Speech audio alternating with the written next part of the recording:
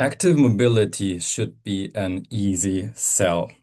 It makes cities more enjoyable. Walking is entirely for free, and biking has no emissions. And yet, in practice, we still have a long way to go. So, what is holding us back? What are the key factors influencing active mobility? And what do we even mean by active mobility? This is Urban Lunch Talk episode 46 on boosting active mobility in the 15 minutes city. My name is Jakob Schabus. I work for IQ Samhällsbyggnad, the Swedish Center for Innovation and Quality in the Built Environment, and also work for the European Partnership Driving Urban Transitions, and have the great pleasure of moderating the conversation today. Today, we're going to take a closer look at the complexities around active mobility in our cities. The topic is inspired by the DOT Knowledge Hub, which brings together the DOT research and innovation projects and synthesizes their results. And one of those groups is all about active mobility. We have great experts joining us from a city background, from a research and innovation background, as well as a European network background. So a great variety. And with that, let me introduce them in alphabetical order. We have Juan Caballero. Juan is Senior Project Coordinator at Eurocities. We have Phoebe Schütz. Phoebe is Project Manager for the EU projects BATS and Darker Sky at District Altona Free and Hanseatic City of Hamburg. We have Stefanie Rösler. She is Senior Researcher at Leibniz Institute of Ecological, Urban and Regional Development and part of the DOT 15 Minutes Estates project. And last but not least, we have Tim Jones, Professor of Sustainable Urban Mobility at Oxford Brookes University and part of the DOT and Act 15 Minute City, as well as Youth Move 15 projects. A warm welcome to all of you. And before we begin, I would like to mention that this webinar is being recorded. It will be on our YouTube channel in a couple of days' time, and it will also be shared to everyone who's present here today. And I would like to encourage you all to pose your thoughts and questions in the chat, as I already see people are doing, as we will devote some time towards your questions during the webinar. With that, let's get started with a round of introductions of our experts. I'd like to give each of you a moment to introduce yourself and your background and expertise in this field. So going again in alphabetical order, starting with Juan, you work for Eurocities, a network of major European cities, and amongst other things, coordinate the European Mobility Week campaign for the EU Commission. Would you like to introduce yourself a bit? Yes, thanks, Jakob. Hello, everyone, and thanks for inviting the Eurocities to participate in this interesting lunch talk on active mobility. At Eurocities, we work in different thematic areas: culture, environment, social affairs, and mobility is one of those big pillars. And within the mobility team, we work in different projects. More specifically, we have running one of the driving urban transitions projects called Forthcoming, fostering the active, the proximity city, sorry, through the integration of mobility as a service, MaaS, all these acronyms that we use in the mobility sphere. And particularly, I'm also working on the coordination of the European Mobility Week campaign on behalf of the European Commission, which is the biggest sustainable urban mobility awareness raising campaign in Europe, happening every year in September.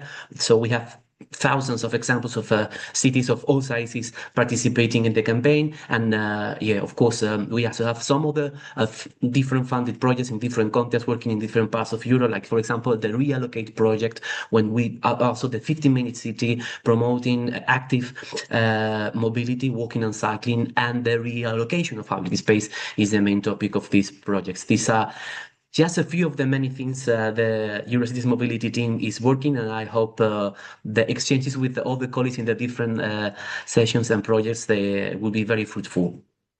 Great to have you on board and looking forward to hearing more.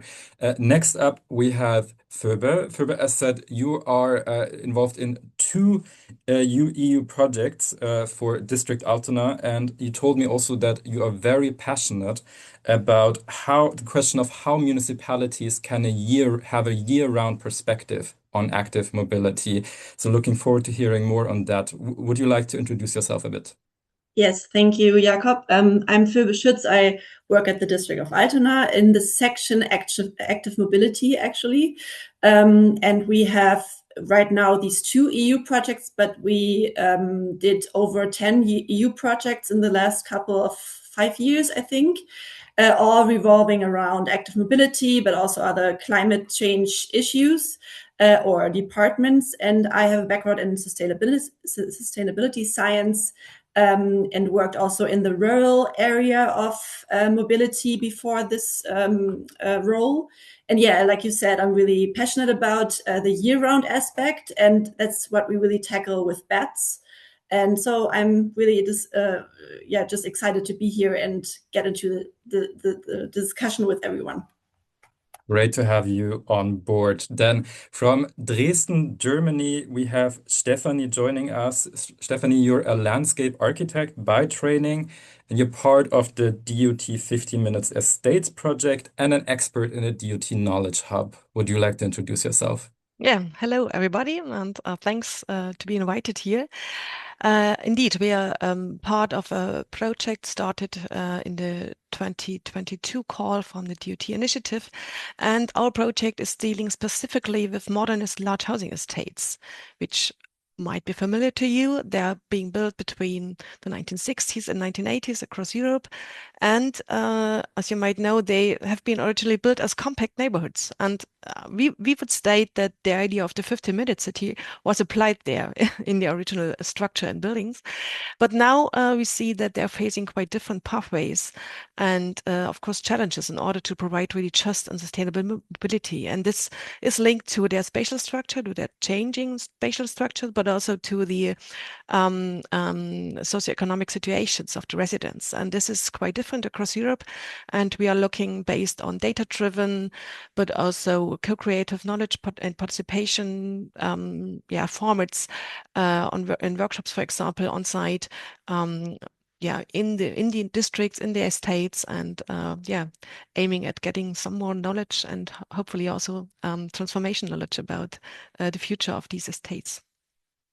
Fantastic. Looking forward to hearing some of that knowledge later today. And then last but not least, we have Tim from Oxford Brookes University. You're involved in two DUT projects, Enact 15-Minute City and Youth Move 15, an expert in the DUT Knowledge Hub. And if I read it correctly, your research is all about how urban environments can support and promote sustainable and healthy urban mobility. Tim, would you like to introduce yourself?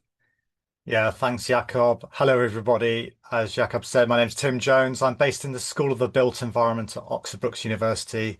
I've been researching for 25 years sustainable mobilities in general and the configuration of cities and how we can try to reconfigure urban environments towards encouraging and supporting walking, cycling, and other micromobilities.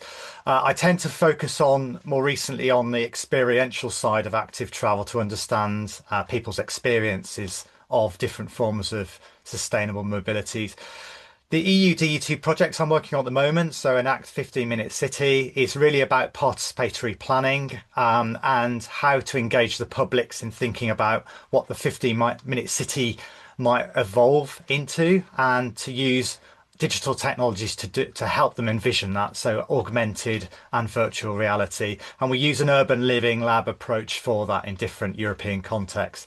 We've also got another project, EU DUT Youth Move 15, which is more focused on, obviously, as the title says, at children and young people and how we can engage them in that participatory planning process.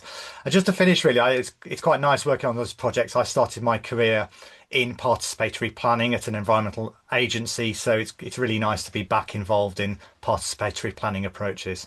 Thank you. I'm looking forward to the discussion. Great. And looking forward to hearing more about your reflections from the project. Now, I would like to start our conversation today by giving each of you a sentence that you get to finish to get our audience a taste of what the next, well, 50 minutes are going to be about. And this time I'm going to start with Stephanie. Your sentence is the biggest misconception about walking and cycling is. Okay, thanks. Maybe not the biggest, but at least one big misconception is that we speak about quite normative concepts or other objectives to foster active mobility. And we've learned that they often neglect the different individual conditions and perceptions of these travel modes and even address them sometimes interchangeable without considering really individual abilities and also limitations for active mobility. Excellent. Thank you for that. Then next up, Juan. An active city is one that.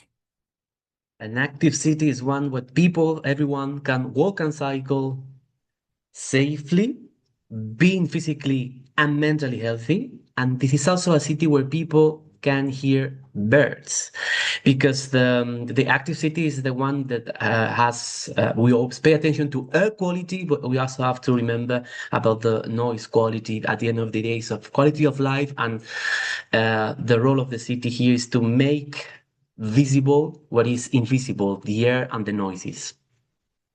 Fantastic. Having the singing of birds as a sort of quality indicator, I really appreciate it. Next up, Tim, the biggest opportunity for boosting active mobility right now is. Oh, thank you. That's a tough one to follow after Juan's excellent response there. I would say, well, unfortunately, global events, the horrible things that are happening at the moment, is creating obviously energy price shocks. I think that that shakes people out of their everyday habitual behaviors and thought practices on how they move around. So I think it's a really good opportunity to have that conversation, for governments to have that conversation with the publics around the potential for low energy infrastructures, and obviously active travel or walking, cycling and other micromobilities are part of that way forward, I'd argue. Perfect. Thank you, Tim. And also, in the end, something positive to see crisis moments also as moments of opportunity to learn and go forward. Last but not least, Phoebe, a surprising thing about active mobility is. Surprising thing about active mobility is that actually some of the highest cycling and walking rates could be found in cities with actually really harsh winters. And that is not because of the climate or other factors, but it's really if the city is prepared to design for it year round. Excellent. Thank you, Ferber. And with that, let's jump into the discussion. And I do like to start discussions with a definition. So I would like to ask, what is actually active mobility? Is this only walking and cycling, or do we need to go further here? Tim, if I can maybe give that one to you. Yeah, that's a very interesting question, and it is very much open to debate. So I'll be looking forward to hearing people's perspectives on this later on. Of course, active mobility has been framed by public health research, I would argue, with that focus on getting people active to tackle sedentarism and the negative effects of that. So very focused on physical activity. Therefore, I think that moniker, that title, has been carried forward for good. Yeah, it's a good thing. However, it also has it is problematic in the sense that it does narrow down that focus, and I'd argue that we need to broaden it towards more pluralistic representations of a wider scale of mobilities, human scale mobilities perhaps, that satisfy different needs and capabilities. So here I'm thinking, e-bikes, e-cargo bikes, e-scooters, skateboards, skating. Yeah, so perhaps things based on size and weight, perhaps things that are more broad in their kind of healthier health impact towards well-being, as Juan said about people hearing birds sing, as something as simple as that can improve public well-being. make for happier populations. So I'd like to see that conceptualization broadened out and let them sort of be less fundamental in the focus on pure physical activity, as important though that is. Excellent. Juan, you want to add to that? Yes, actually, the meaning of active mobility, we tend to reply saying, paying attention to the way people move, the way we move, but it's also the level of awareness. I mean, being active means that you don't let you go with the flow. So it means that I proactively walk or cycle, but I also proactively plan my trip and decide to go by public transport or a mix of different modes instead of just going with the flow and taking the car if this is what the urban planning for the last decades has been. So being active is not only physically active or being engaged in pedaling or walking, but it's also active in the way you prepare or you think you approach the way you move in your city. Excellent.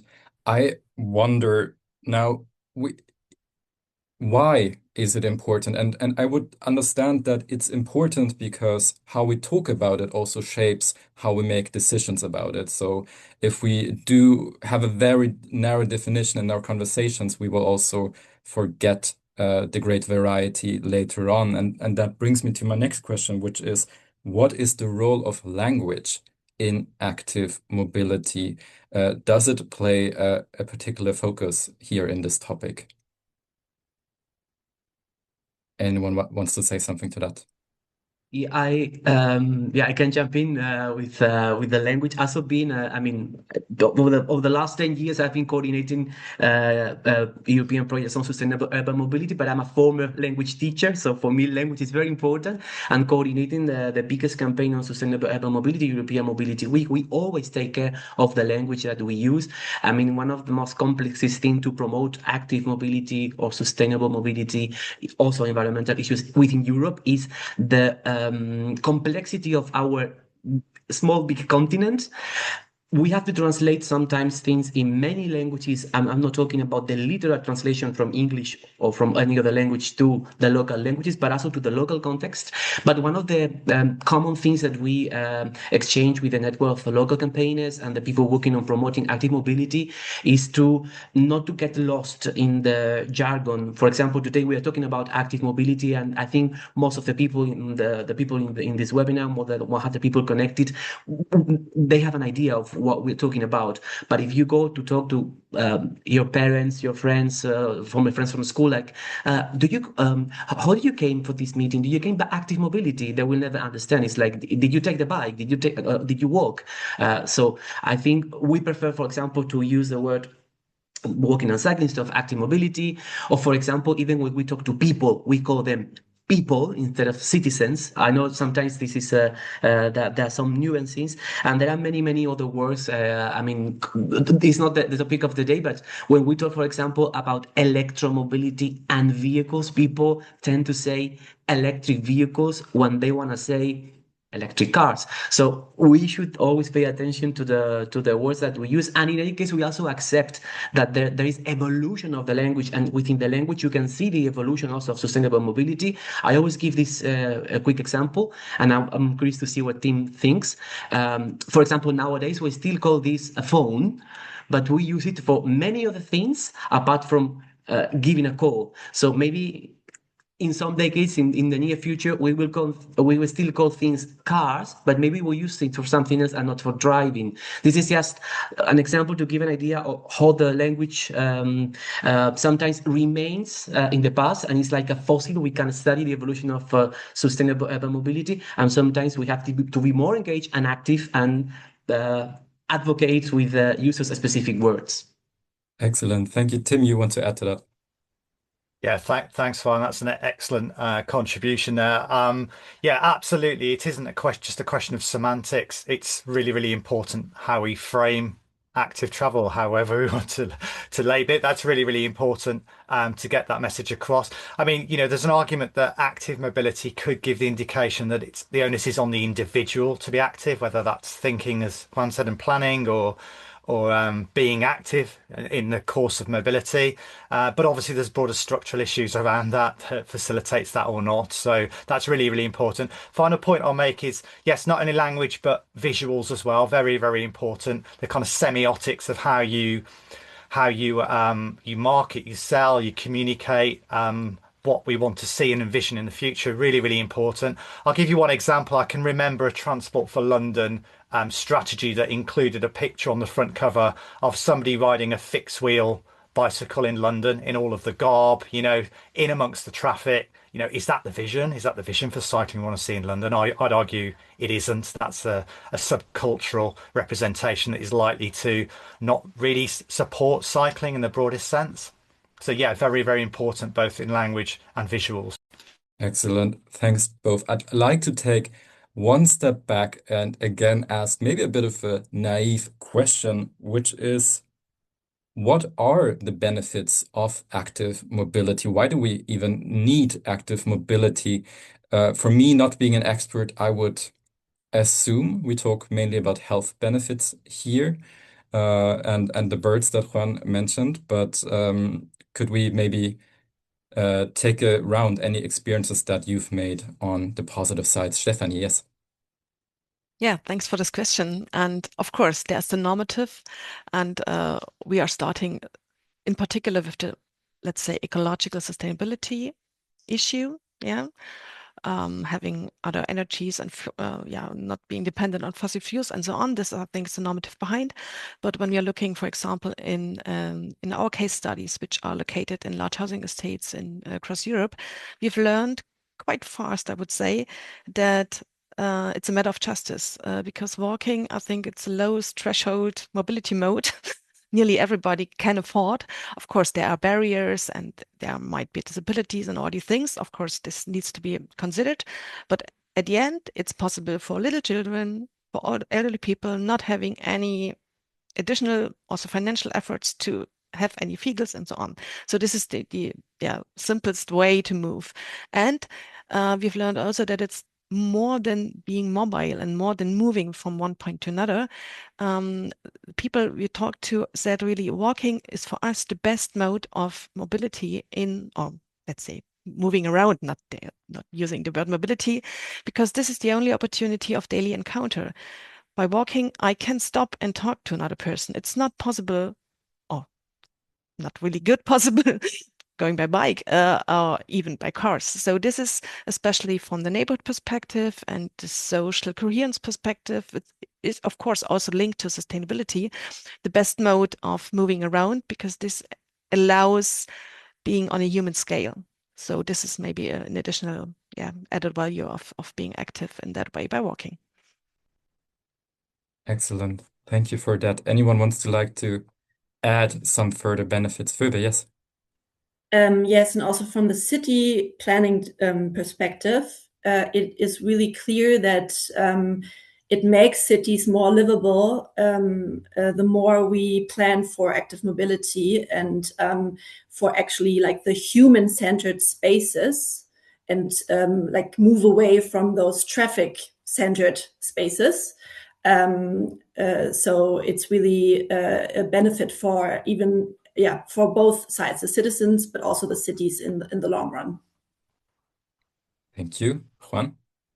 Yes, I would like to add to what my colleague said, that actually within the European Mobility Week campaign in the past, we studied the different benefits of active mobility, of walking and cycling. We focused one specific year on the economic benefits of active mobility, and I guess it's not surprising for the people joining us today. I mean, the savings that are made by public administrations when people are keeping healthier mentally and physically. I insist in that, because it's active mobility, sustainable mobility can help us to keep us healthier from the physical and mental point of view. We especially focus on that aspect the year after COVID pandemic, so it was topping the agenda. But also there are studies that show that people walking and cycling cycling, now that we're talking about the economic benefits, they also spend more money in local businesses. And this is a myth and a stereotype. When there is a new pedestrian area in the plan, many local shoppers think, oh, but we are going to lose money because people they won't come anymore by car and they won't spend money. And studies shows the opposite. And I also add to what colleagues said, the societal benefits. I mean, the social interactions when people can walk and also sit, because sitting, I mean, the urban furniture is part of the working experience. And yeah, working at universities, this is the advantage, right? You work with colleagues that work in different topics. I guess working in the city administration is the same. You can sit out with your colleagues working in the culture department, economic development department, and then you can see how everything is interlinked and how the benefits are everywhere, and not only in the simple mode of move. It goes fast beyond, because yeah, mobility, as many of the activities, is a human activity, so the impact is in the whole human cycle. Excellent. A wide range of benefits we've already covered. Tim, what would you like to add? Yes, colleagues have covered much of the benefits from reduced space consumption by private cars, that kind of livability, happier, social, thriving, dignified. You can throw in all of those kind of positive words if you like. But I think going back to my original point about the global shock at the moment, price shock, economies are looking at energy transitions. So, you know, in the academic world of low carbon transport that might not resonate with the broader public, I think there is that potential now in the correct language and framing to have those really important discussions around the really importance of sustainable, alternative, active, however you want to frame it, the really important slice in the pie chart, if you'd like to visualize it like that, the really important component of those modes in that transport system, that transport futures. It's necessary, it's a necessity, and I think this is kind of the moment to revisit that and to have that really important discussion with the publics.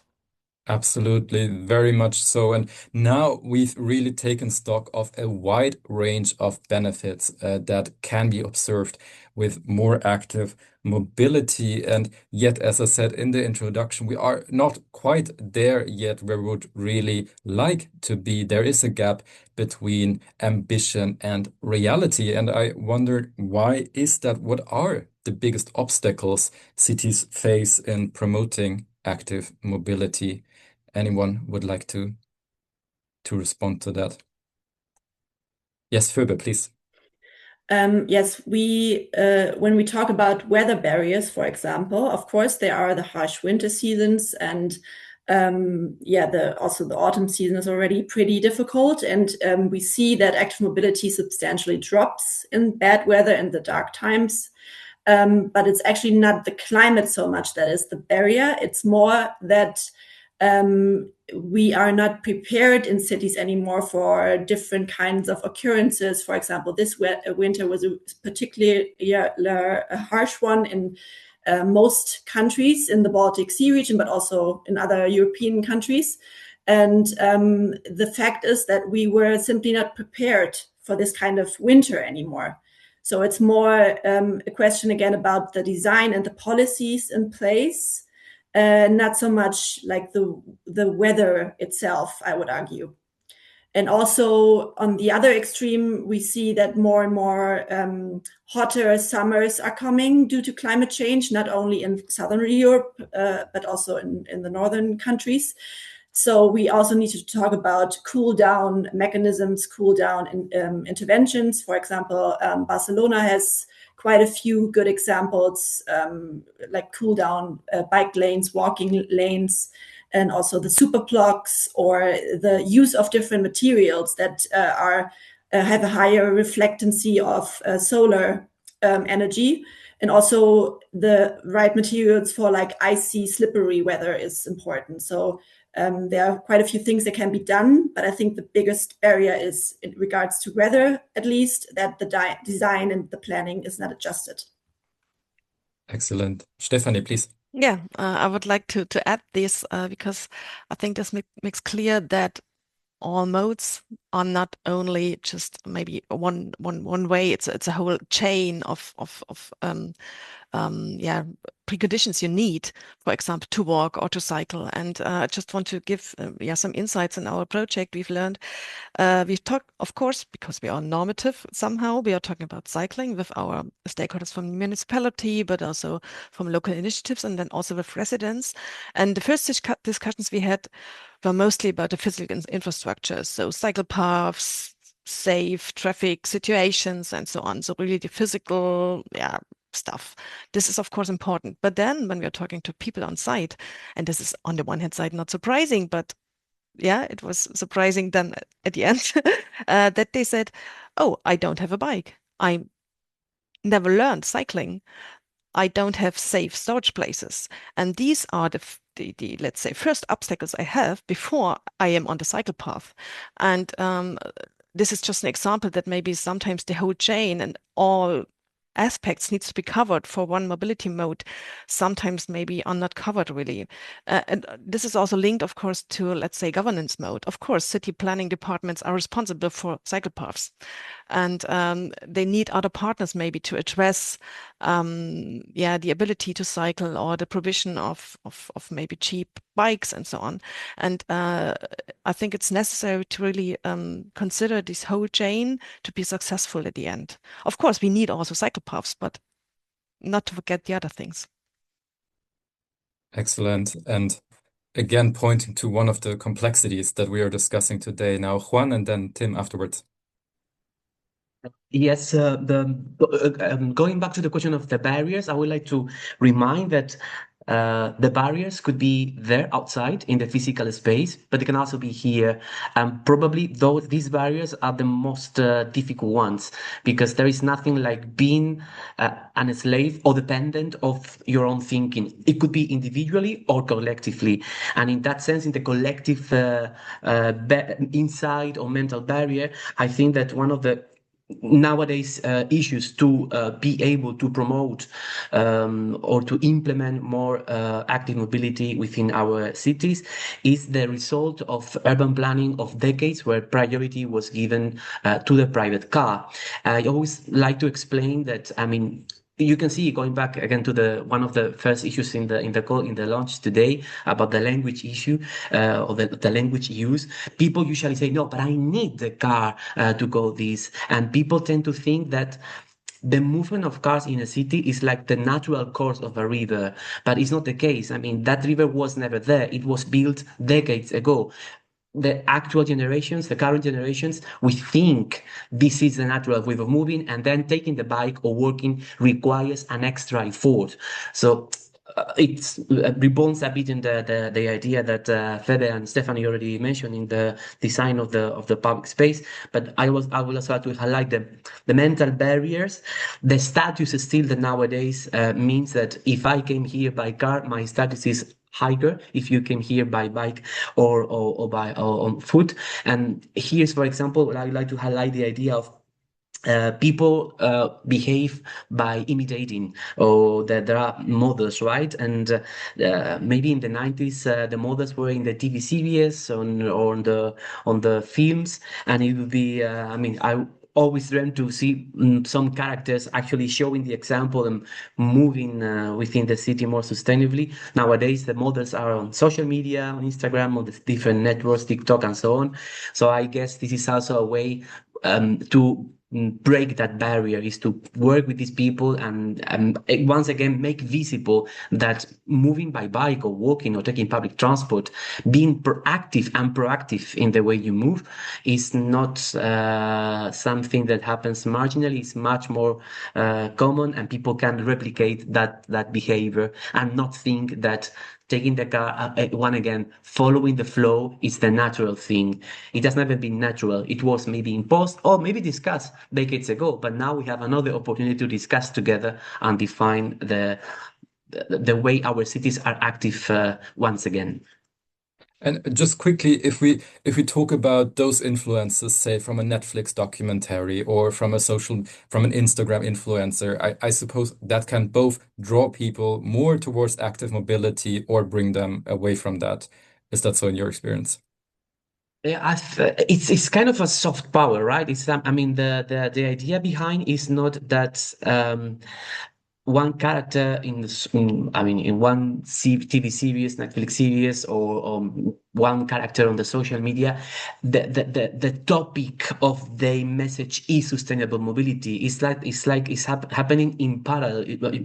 I don't know if I know how can I explain, but I don't know if you remember when the outing for the LGBTI community in the 90s, if there was a gay or lesbian character, it was the only argument of the character of the president was she's lesbian or he's gay. So the main character on a TV series is he's a cyclist or she's a cyclist. No, it could be no. This is a businessman, a businesswoman, but it's coming by bike to the office. It's like something happening like. It's a bit more nuanced. It's happening like on a secondary level, but the image is there, and we don't take for granted that the normal thing. If you are the CEO of a company, is taking a car. You can also come you can change from one scene to the other in the TV series by moving by bike or by walking. Excellent. Thank you for clarifying. And Tim, now, please. Yeah, I just want to mention the C word, complacency. I think that the states across Europe and beyond have been quite complacent in transportation systems. Obviously, some have been more proactive than others in shifting towards a more kind of balanced transport system where walking and cycling plays a significant part. I think the example of that is the Netherlands, the 1973 energy shock then, which similar disruption to now, really jolted the country to think about the transport infrastructure as well as other aspects going on in society. Number of children killed and seriously injured by motor cars, but that really jolted the nation to have a discussion around transport futures and what that might look like, and to accelerate the infrastructure rollout for walking and cycling, particularly cycling. I think that normalizes the activity. I think ultimately those modes need to become almost boring and mundane and taken for granted and part of kind of normal infrastructures, not subcultural infrastructures. And then people will follow. People will, if it makes sense, if it's convenient, if it's an extraordinary activity to do, then that follows, that flows. But I think that up to now, just to finish, I think nation states, particularly the UK I'm thinking of here, has been really complacent in publishing guidelines, giving fine words, but actually the state investment and the conversation with the public has really been in the background. Thank you for that. The power of convenience, very, very important. Now, my next question, I would also like to talk about who is influential here. Who are the most influential actors when it comes to urban mobility that can shape debates and actions? Stephanie, would you like to take that one? Okay, it's a hard question, but to some extent, I would like to link maybe a bit to this discussion with Juan. What we've learned that also the peers in the neighborhood, for example, play an important role. If I see that my fellow pupils or students or whatever use certain travel modes, then I maybe could follow or could imagine also to do so. That's just a minor thing. And the other things related to the story I told before about seeing the whole chain, for example, for cycling. In our project, we are collaborating with a civil society organization, a cultural, let's say, neighborhood initiative on site.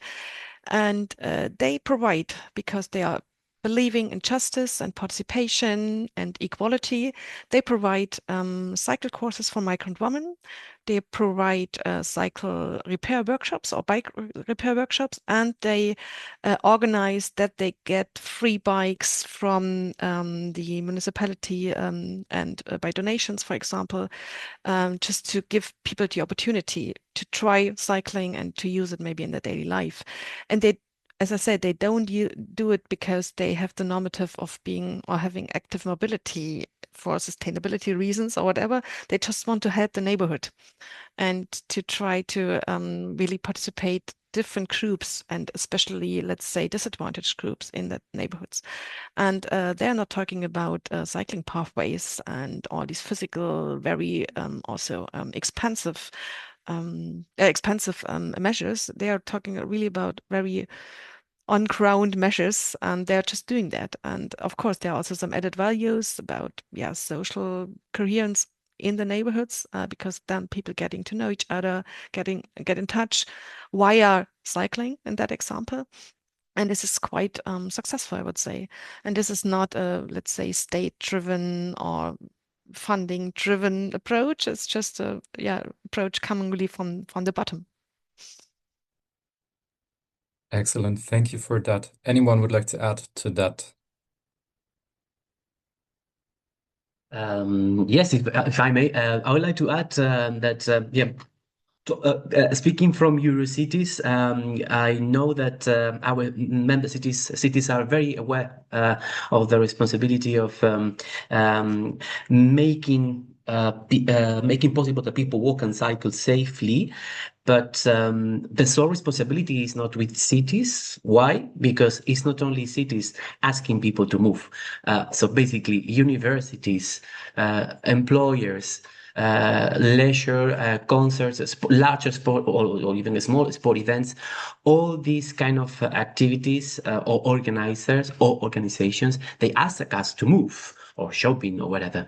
So here is where we talk about the concept of mobility management that within the framework of European Mobility Week, we also promote a lot because, as you may know, European Mobility Week is the registration is open for towns and cities. So they, every year in September, they register and they tell us, hey, this is the measures and the activities that we are doing in September of the year. But we also open the possibility for organizations other than cities to register their own actions, their own mobility management complete plans or just specific actions. And it could be something that it happens during the whole year, like for example, going to university, going to work, going to school. These are the usual stakeholders or partners that are also involved in the promotion of sustainable mobility. But it could be also things that happens only once a year, like a concert or a specific cultural activity. And so everything it's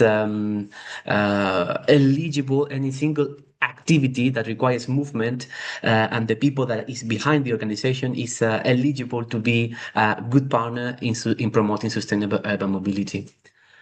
Perfect. Now, before I give the word to Tim, I want to just remind again, if you have any questions, do post them in the chat and I will do my best to bring them in. And I would also like to ask the audience now that we are in our discussion already moving towards positive cases, towards what is working, perhaps surprising things. So I would like to ask the audience to boost active mobility in Europe we need. If you have any thoughts you would like to share, we would be incredibly curious to hear them. And with that, I pass it on to Tim, please. Yeah, thanks, Jakob. Yeah, I mean, Stephanie's comment about grassroots, ground up approach is really, really important. But I think we also have to consider power within that as well. We need to involve people, we need to get their ideas, and it needs to be coming from the ground up. But without power, that kind of just doesn't result in anything. So the state has got a really important role to play in facilitating that participation and then putting the investment in the infrastructure or the programs that are commensurate with those ambitions. So I was reminded of a project I worked on called Cycle Boom, which was looking at older cycling, and we did study tours. And I was trying to remember why did we select Sevilla in Andalusia and Munich in Germany? Well, we could have gone to Copenhagen or Amsterdam as some of the kind of flagship walking and cycling cities, and we chose that kind of middle range cities to try and understand how had they promoted cycling. The key ingredients from that, very briefly. So Seville, for example, increased cycling from 1% to 6% between 2006 and 2010 by a massive infrastructure investment program in the city, separated cycle paths and an integrated network. That was through political will, through participatory budgetary planning. So it had the buy-in from grassroots and then the political mandate to get that done in a short space of time. Similarly, Munich, the home of BMW, moved from 10% to 17% between 2007 and 2014. So it just shows it can be done in a car-centric culture, if you like. You can promote cycling. Again, some low-cost measures there, opening up one-way streets for two-way cycling, creating bicycle streets, infrastructure. But again, that was underpinned by political will and involvement of the public. Excellent. Thank you, Tim. And I saw there was a comment in the chat from Michael who pointed out greening as one thing that is usually very positively accepted by citizens as well as safety for children on their way to school. So two very strong arguments. Thank you for that, Michael, and I pass it on to Phoebe, please. Yes, thanks. Just to add in again the elected leaders that Tim just mentioned. Of course, I really agree that without the power behind a measure or a financial plan, there's really no success in the end. But I also would like to highlight that urban planners have a tremendous amount of influence if they know how to plan correctly for a year-round active mobility or active mobility in general. And because I feel like, especially in cities or in municipalities, it feels like, or sometimes might feel like for a planner, that they only do have to conduct the plans that are already in place, more like a top-down approach, but they actually have the ability to convince the political committees with very good ideas and very good planning. So it goes also the other way around. There's also a possibility for bottom-up approaches here. So this is also why BATS is focusing on the toolkits that are one designed for urban planners, but the other one also, of course, involving the citizens, because also here the bottom-up approach is really important. The citizens have the power to influence their local politicians on issues. We see this here in Altona on the district level every day. So yeah, just to add to this one. Thank you for that, Phoebe. And we got two more comments in the chat on the one side that soft interventions can help, like digital nudging, help motivate, incentivize citizens. Excellent, thank you for that. And the other one was pointing out also the difficulty of sensitive topics such as car spaces. And I think that's also a very good point, because we are partly talking about quite sensitive, I would almost say emotional topics for many people. So I would like to ask you, now, for cities, measures might not always be easy to implement. They may face backlash. So in your experience, could you say, when do we see political commitment towards more active mobility?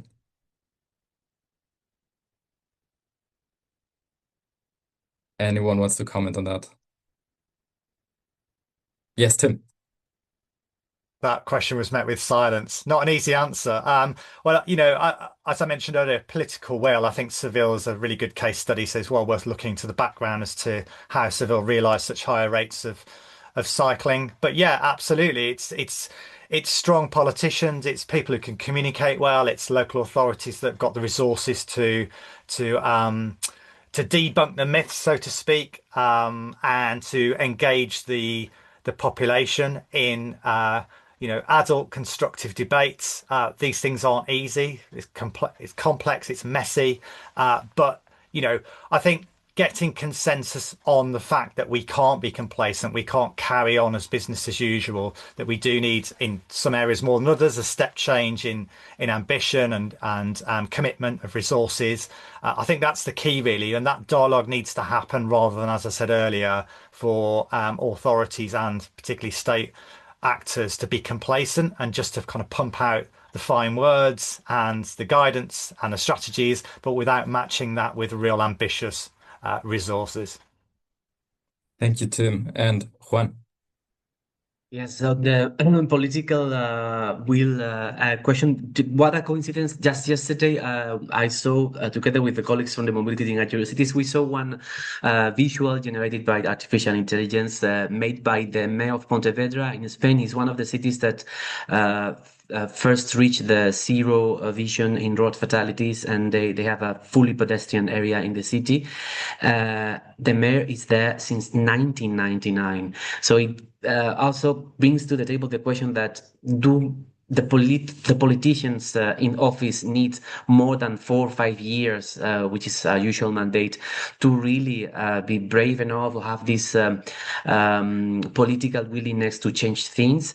Is there also a responsibility in the politicians that are following up, the mayors that are following up, in continuing the work of the previous mayor, continue the vision? It doesn't matter if it's the same political party or no. I mean, we all understand that people are voted for one specific program, and then there is a compromise with the voters.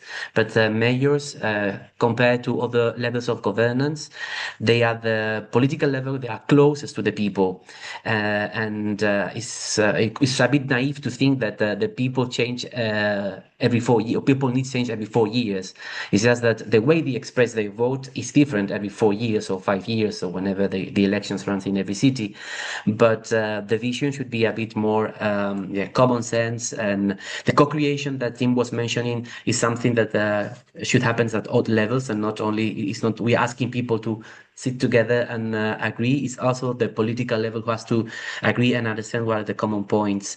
So yeah, that's some of the reflections on the political level, and of course, when we see politicians that they have a clear vision, the results are there, and it doesn't matter if they are really in the short term or long term. I mean, we can also look at the experience from Paris. There is a clear vision, and the evolution on Parisians being able to walk and cycle more with over the last years.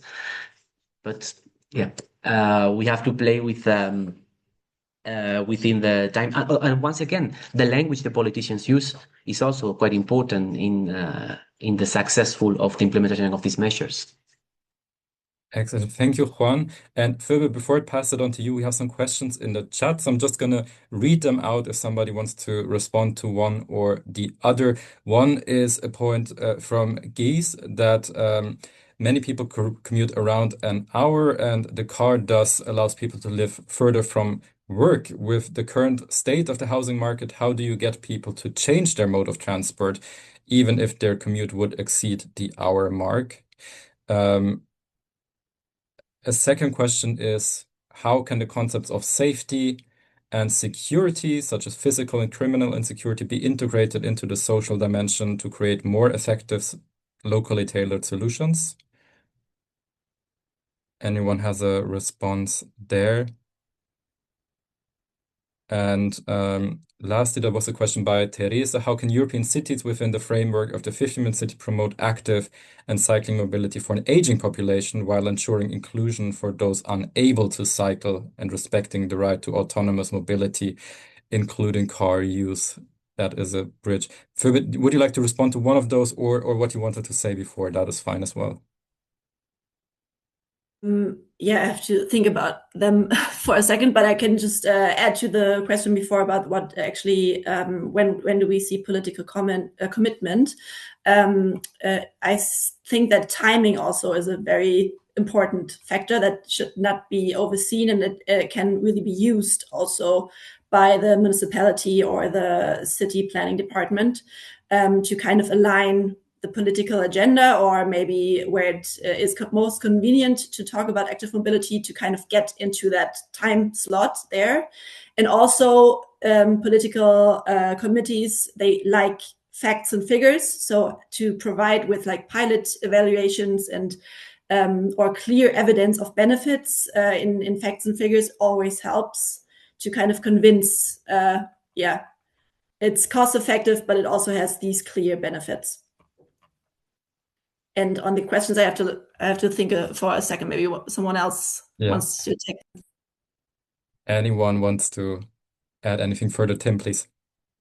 Yes, I mean, there's on that topic, and I think is it Reza has raised the question of the different situations, different countries, of the Netherlands being flat, Switzerland's they're giving that example there, and lack of infrastructures in some circumstances. Yeah, I mean, it goes back to my original point about what is active travel. You know, are we saying, like as Stephanie's framed it, as normative, you know, pedal cycling, young, fit, able to tackle hills, put your head down, deal with the traffic? Is that our idea of active mobility? Well, I'd certainly say that hasn't been successful, definitely here in the UK, and I'm sure that's the same in similar states have adopted that almost like survival of the fittest cycling mobility.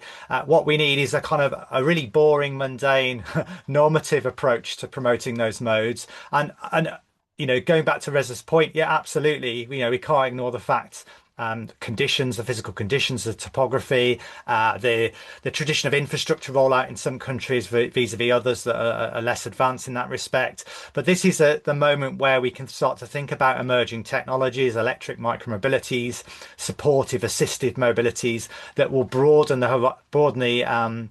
opportunities for different capabilities of cycling and to diversify and pluralize what we imagine when we think of livable cities and what sustainable or active mobilities look like within that. So I don't think it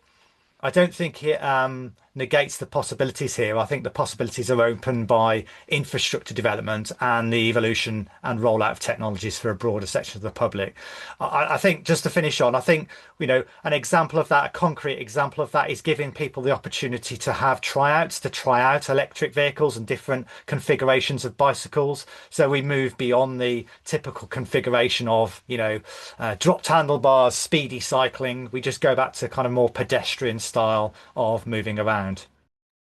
Excellent. Thank you for that, Tim. So now, before we end, I would like to give each panelist room for one final thought, and that is to answer the question, what is one do and one don't for municipalities that want to boost active mobility very quickly? So, Tim, this time we'll go not alphabetical order, but the other way around. Now I'll start with you. Please go ahead. Oh, thank you, Jakob. I don't know if that's a blessing or a curse, but I'll have a go. So I would say do's, don't be complacent, have ambition, commit resources, and do not forget to communicate and engage the public. So I mean that in the broadest sense of participatory planning. Excellent. Thank you, Tim. Stephanie? Yes, thanks. What could be a recommendation? I think that municipalities should give really different answers in different types of neighborhoods or urban structure types. As I referred to the large housing estates and the example, there's a huge difference to inner city areas, for example. So to be really, we call it spatially sensitive somehow.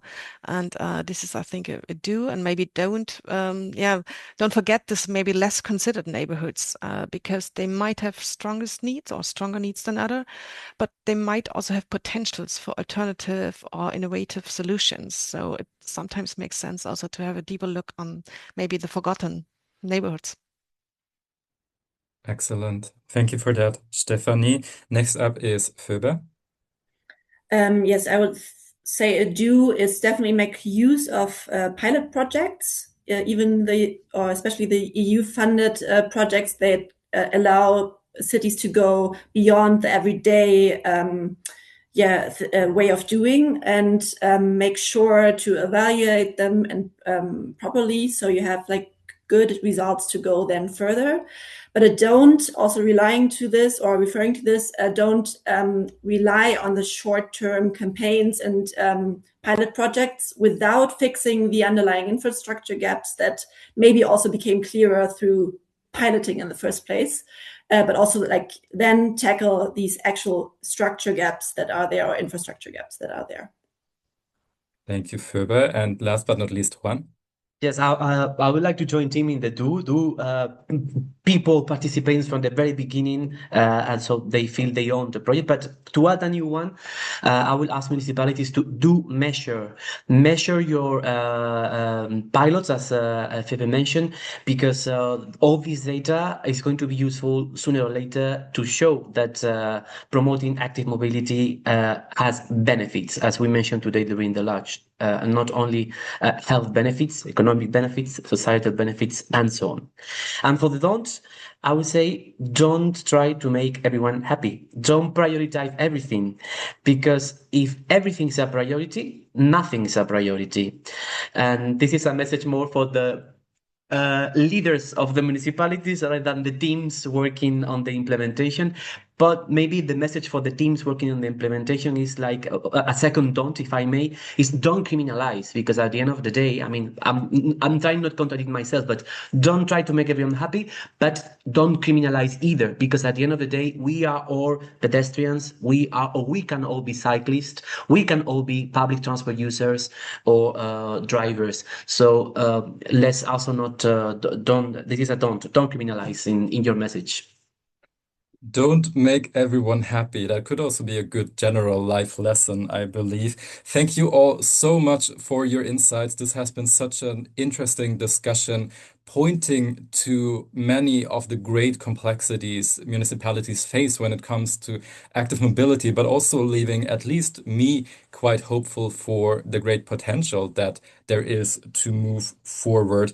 We hope that this discussion sparks further conversations and actions within your cities, and we have a forthcoming publication on the topic, so stay tuned for that.